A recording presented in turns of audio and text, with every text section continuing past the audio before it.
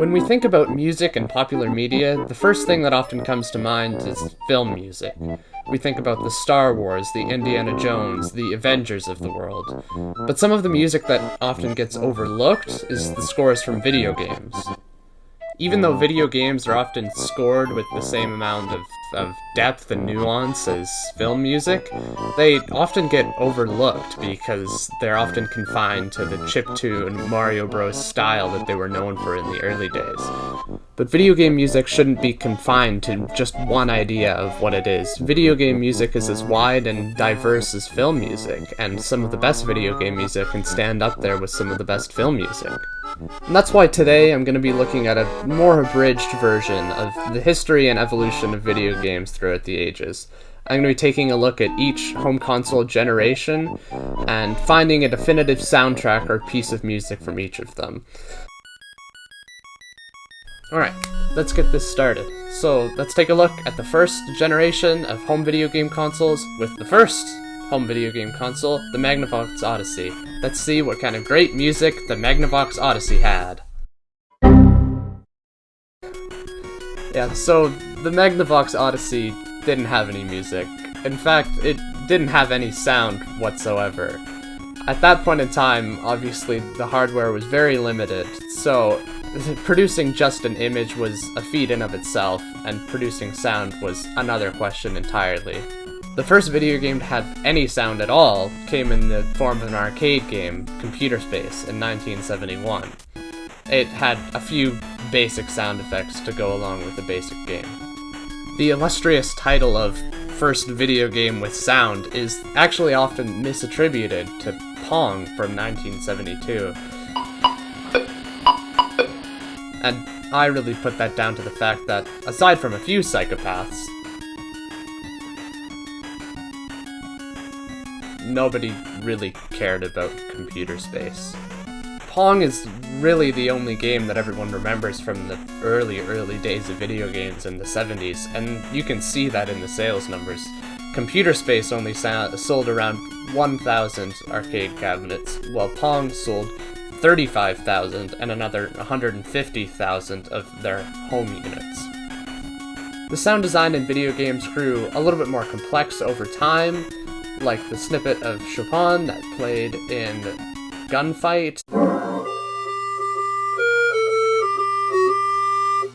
and the different pitches that were attributed to different blocks in Atari Breakout.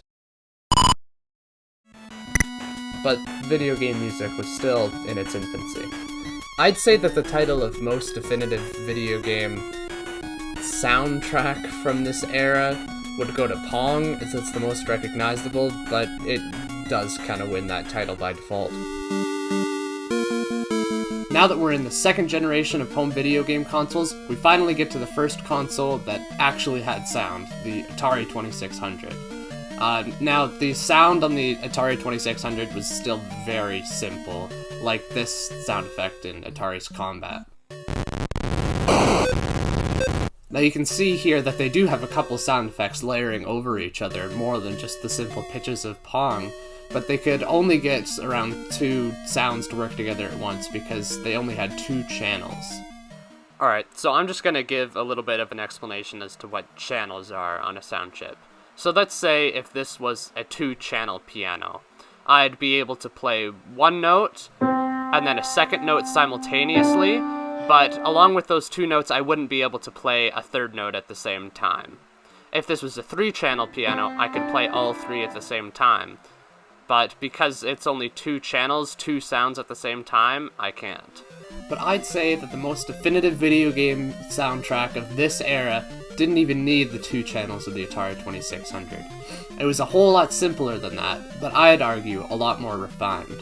It's the first game to ever feature continuous looping background music, Space Invaders. This is a very simple 4-note pattern, but there's much more to it than initially seems. As the enemies get closer and closer to the player, they start moving faster and faster, and with it, the tempo of the music keeps increasing.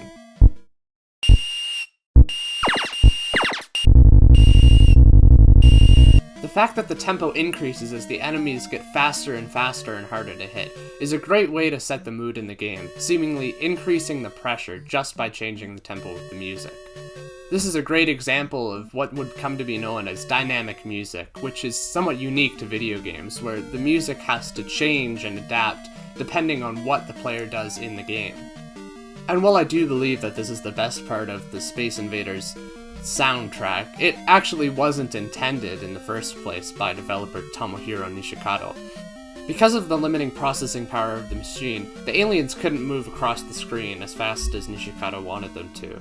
But as he experimented and as he killed more aliens in the game, that was one less sprite that the computer had to render. So with each alien that was killed, it grew closer and closer to the intended speed of the aliens in the first place. This also resulted in the soundtrack being sped up as the aliens grew less and less. While there are other examples of great and iconic video game music and jingles from this era, like the jingle from Pac-Man,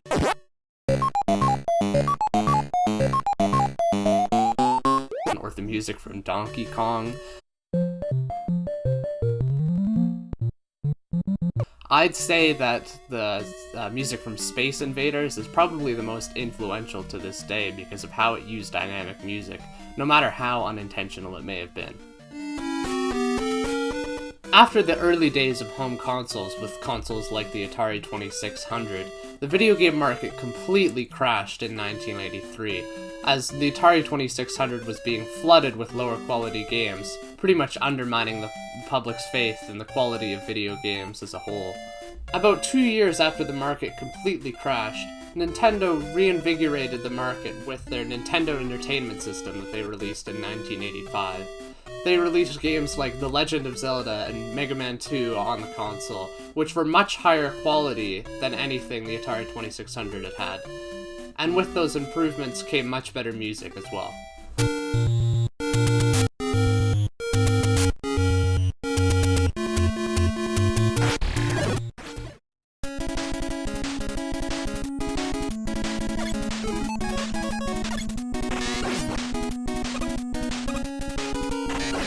We can see how sound technology in early video games actually evolved fairly quickly, from simple little jingles in games like Pac-Man, to fairly complete tunes in games like Donkey Kong, to then with the NES, with actual compositions with depth and nuance, that actually was able to have things like percussion and harmony instead of just one main melody.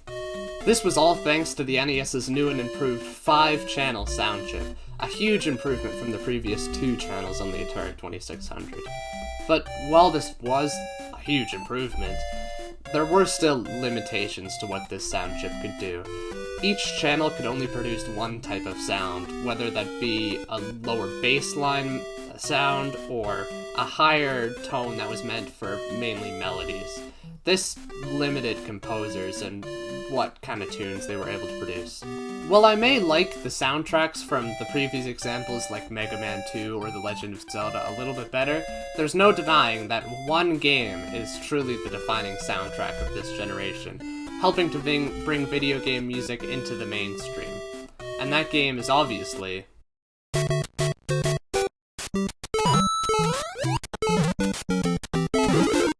yes, Super Mario Bros. What else could I choose for this generation of video games? The classic 1-1 theme is probably still the most iconic piece of video game music out there, aside from maybe the Tetris theme.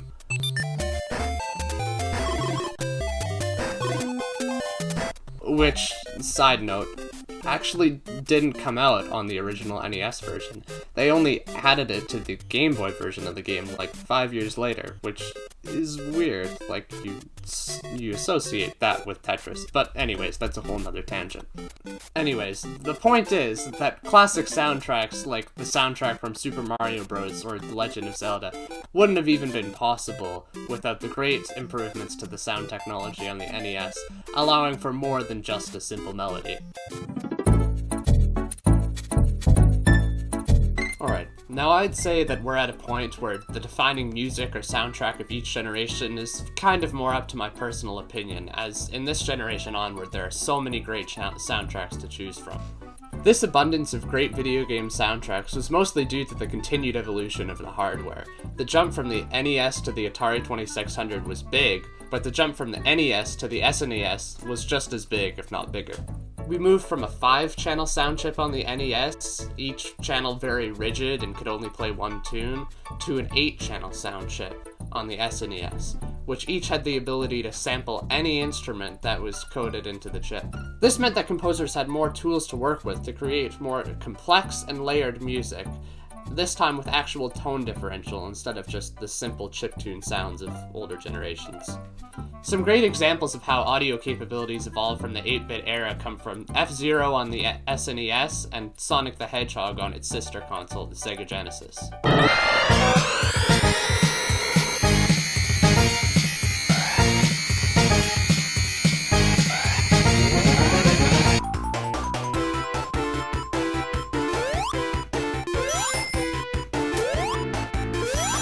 It's really easy to see just how much more depth these pieces have in comparison to similar games on the NES. But out of all these great soundtracks on both the SNES and Sega Genesis, I'd say that easily the most defining video game soundtrack for me has to be the magnificent Donkey Kong Country score by composer David Wise.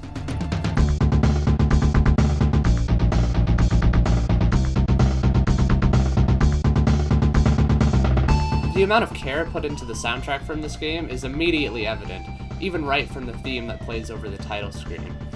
The theme for Donkey Kong Country's title screen starts with the theme for the original Donkey Kong on the NES, but as the song progresses, the beat shifts and it shifts to a more upbeat version of that same theme, which shows how this game is a new evolution on the character from its NES/arcade roots.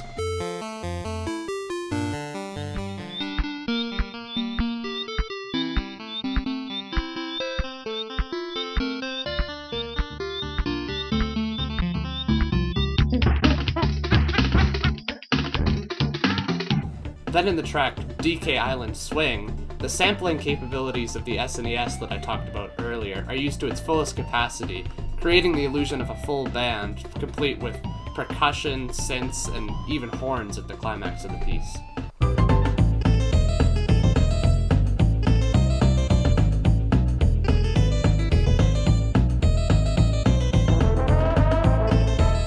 But finally, the magnum opus of this game's soundtrack has to be the track Aquatic Ambience. Just this track alone took Wise 5 weeks to put together. This is because he was really trying to push the limits of what the SNES could do.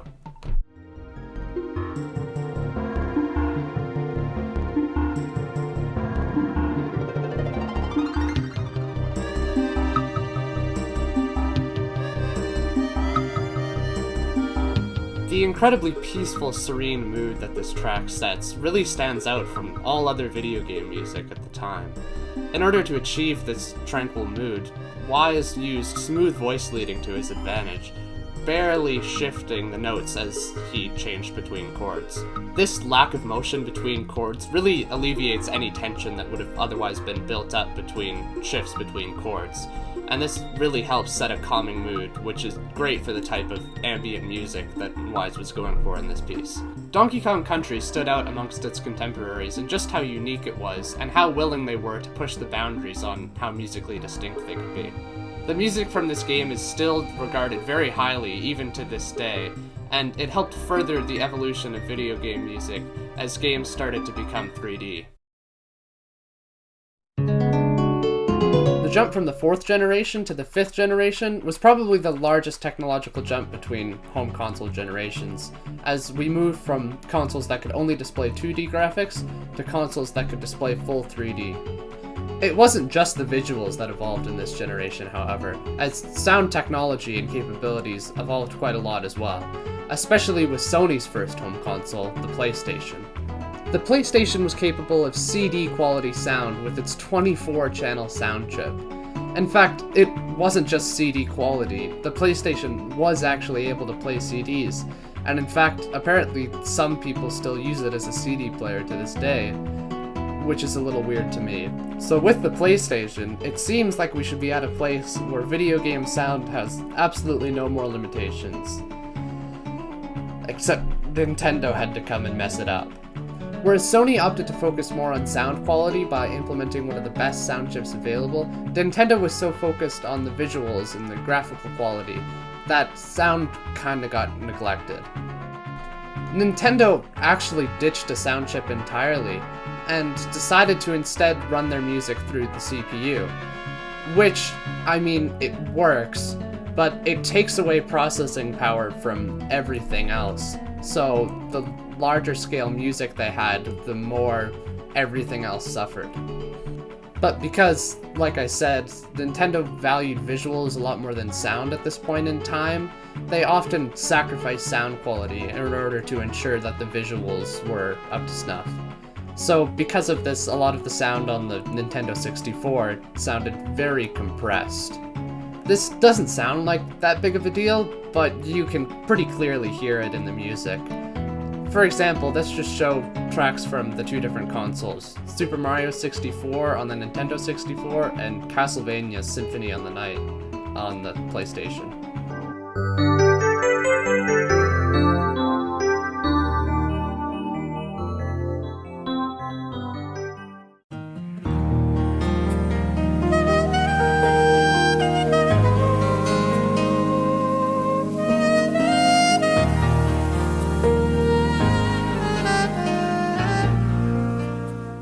The difference in clarity between these two tracks is fairly obvious, and so because of this lack of sound quality from Nintendo this generation, I'm going to be giving the title of most definitive video game soundtrack of this era to a game on the PlayStation, Final Fantasy VII.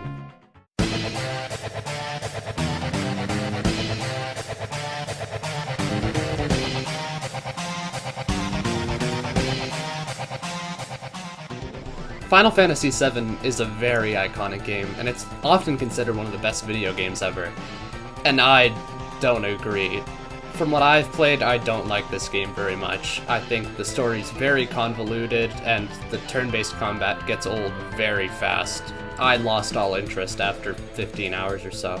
But despite all the gripes I have with this game, it's impossible to hate the soundtrack. The music in this game is amazing. From the victory theme that plays whenever you win a battle, which still doesn't get old after hundreds and hundreds of battles,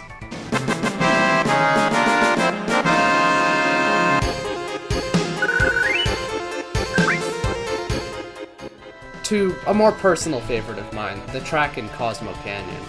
Now this track isn't talked about quite as much as some of the other ones on this soundtrack, but it really deserves the attention. It creates unmatched atmosphere.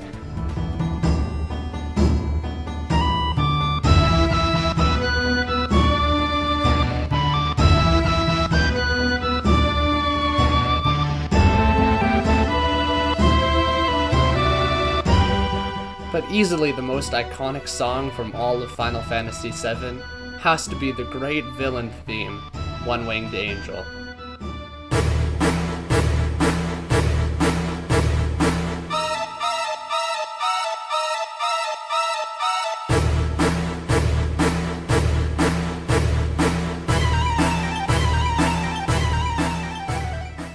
The way that this track was composed is actually very interesting.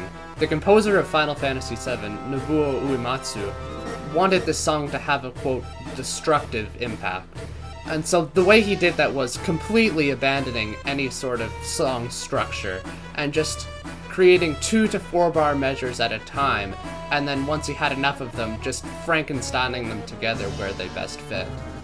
The result is an eerily erratic piece filled with dissonant and strange patterns that perfectly capture the frightening essence of a villain.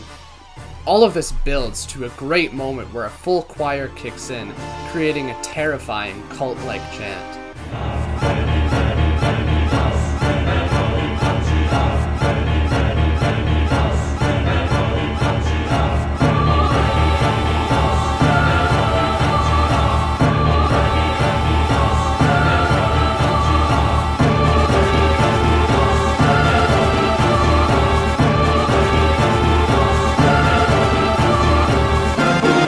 The soundtrack from Final Fantasy VII is easily one of my favorites. This generation as a whole just has so much iconic music, including some soundtracks I didn't even mention, like Ocarina of Time or Banjo-Kazooie. I think, while the technology was the highlight of this generation, I think the music shouldn't get overlooked either. So, for these past few console generations, I've been taking a look at the technological improvements in terms of sound quality on each of these systems, but from this generation onward, there aren't that many to speak of. Like, the GameCube did have a 64-channel sound chip, but you don't really need 64 channels to make great music. The one main difference is that the improvements in sound technology were no longer influencing the way that the music was composed. Just because there weren't as many substantial improvements on the technical side didn't mean there was a lack of quality soundtracks.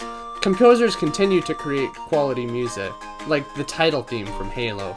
The minimalistic and somewhat eerie singular voice provided a great introduction to what would become one of the most popular game franchises of this past few decades.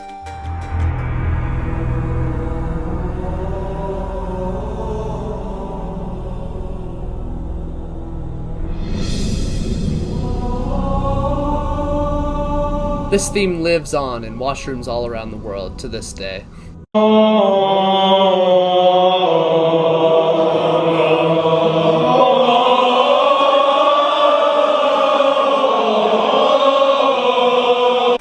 Another great soundtrack here is from a franchise that's no stranger to quality music, with The Legend of Zelda: The Wind Waker with the track The Great Sea.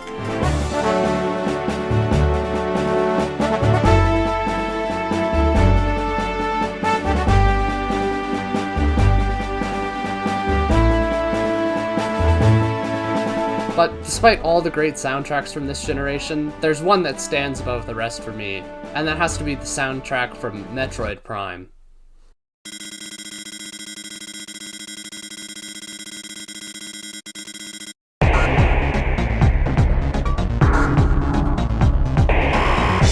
I love this soundtrack because of just how immersive it is, like all Metroid music, really. Even the original Metroid games were created with this sense of immersion and atmosphere in mind when it came to their music. The composer for the original Metroid on the NES, Hirokazu Tanaka, said that the music for Metroid should not be created as game music, but as music the players feel as if they are encountering a living creature. While Tanaka did not return to compose Metroid Prime, Kenji Yamamoto, who took over the composing duties for the series ever since Super Metroid on the NES, clearly took Tanaka's advice, creating some of the most atmospheric music in a video game ever. It's very easy for me to say that the music in this game is atmospheric, but I want to prove it.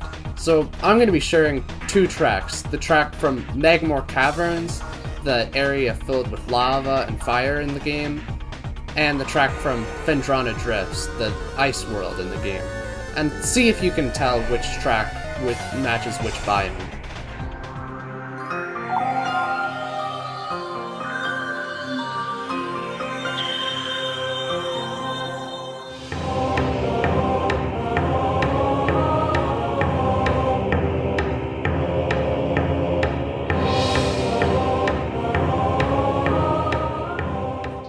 I think, at least, that it was fairly easy to tell that track number 1 was the track for Phendrana Drifts, the ice world, as the track was very minimalistic, matching the, icy, glacial, almost sterile environment, with the wavering synths mimicking the wavering winds of Phendrana Drifts. Track number 2, on the other hand, Magmore Caverns, had a constant drumbeat and chanting, providing a frantic pace to get out of a dangerous environment, while also mimicking volcanic rumblings beneath the surface. Another nice touch on this soundtrack is how the first area in the game, the Talon Overworld, has music that pays a subtle homage to the Brinstar theme from the first Metroid on the NES, using the exact same chord structure and similar melodic form.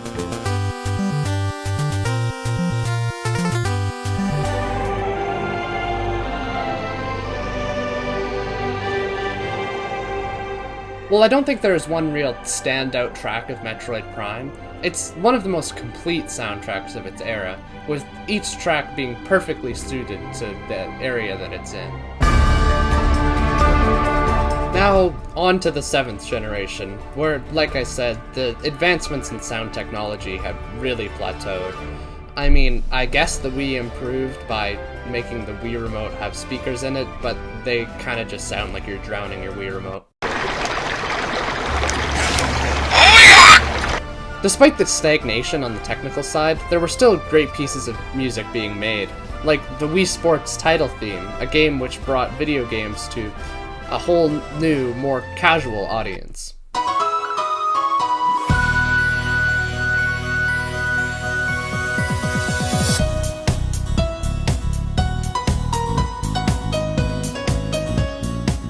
There was also the great music from the Portal games, whose end credits theme somehow made a murderous robot singing sound good. Twice. Now these points of data make a beautiful line, and we're out of data, we're releasing on time. So I'm glad I got burned, think of all the things we learned for the people who are still alive. Don't make some new disaster, that's what I'm counting on.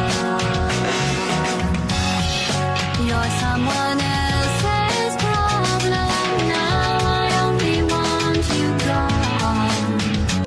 It's honestly hard to compare the soundtracks from these games to the obvious choice for the defining soundtrack of this era. My favorite soundtrack in a video game of all time.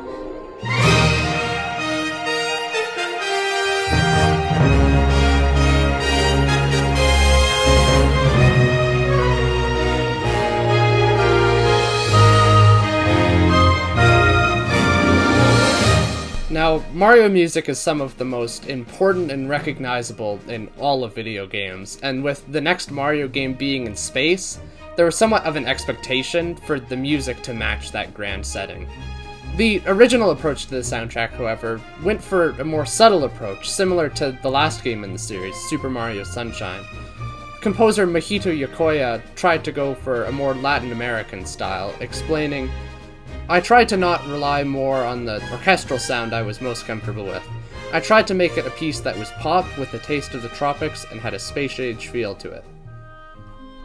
But after bringing these more small-scale tunes to longtime Mario composer Koji Kondo, Kondo simply said, "This is no good. If you have somewhere in your mind an image that Mario is cute, please get rid of it."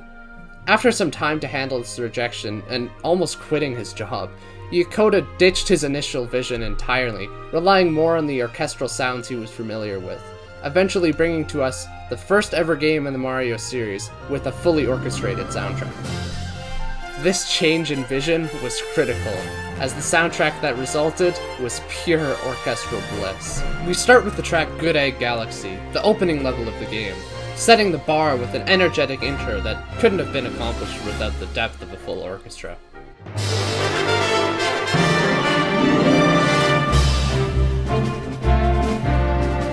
Another highlight of the soundtrack is the piece Rosalina's Comet Observatory from the hub world of the game. The cool thing about this piece is, as you progress throughout the game, the track continues to build upon itself. At the start of the game, when you've barely made any progress, the tune is very low-key with just a few instruments carrying the main melody.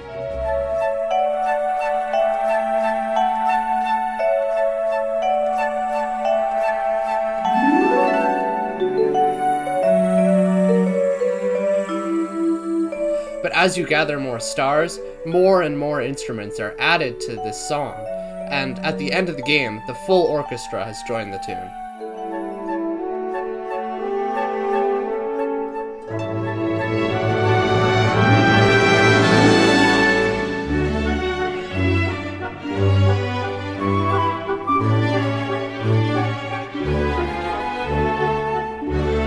But the best song in this masterpiece of a soundtrack, my favorite video game track of all time, has to be Gusty Garden Galaxy.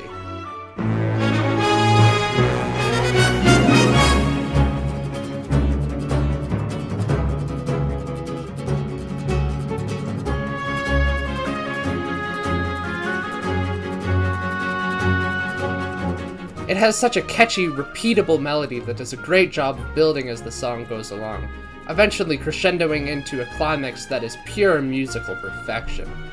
My words alone can't do this track justice. Just listen.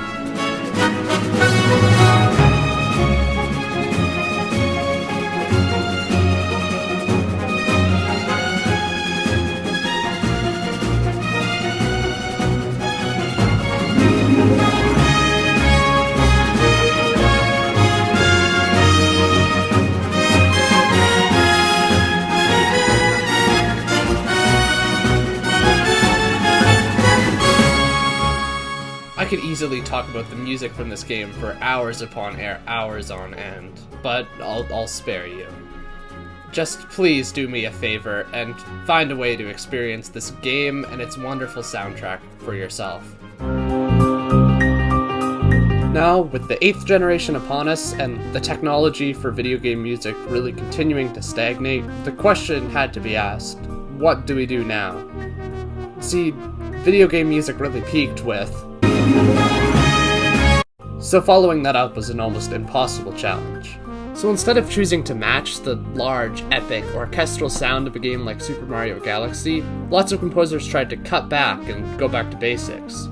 Lots of games attempted to emulate earlier eras of gaming, bringing back that distinctive chiptune sound in an attempt to play to nostalgia, like in games like Celeste or Shovel Knight.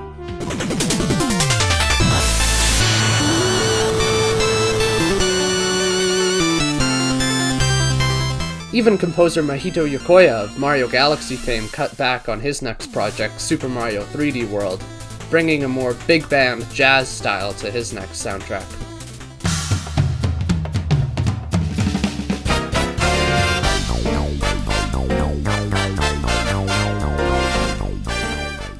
But I'd say probably the best score out of these more niche, genre-specific soundtracks has to be the score from Cuphead. Here's a real high-class bout.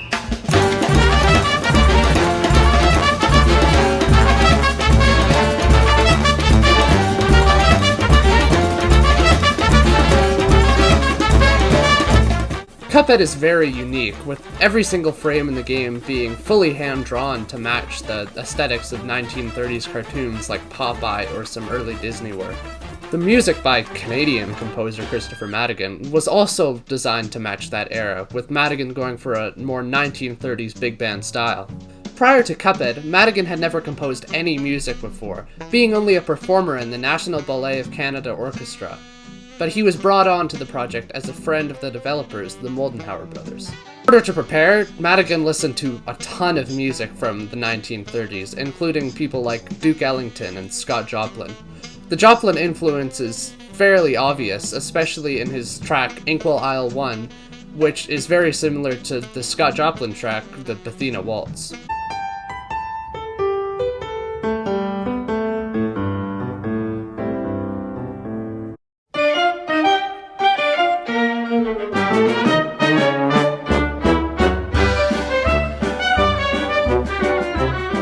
But while the Joplin influence is nice, my favorite part of the soundtrack has to be where Madigan takes heavy influence from Duke Ellington and some of the great jazz charts back in the day, even down to the structure of the tunes.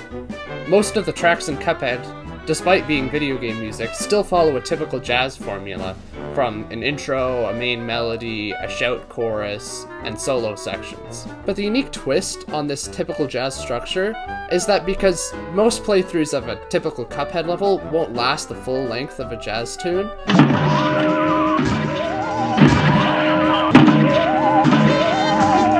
Madigan recorded each of the solos separate from the main band, so that the solos could be interchangeable.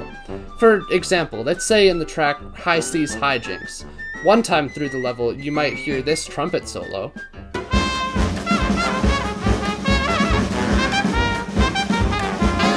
while another time you might hear this sax solo.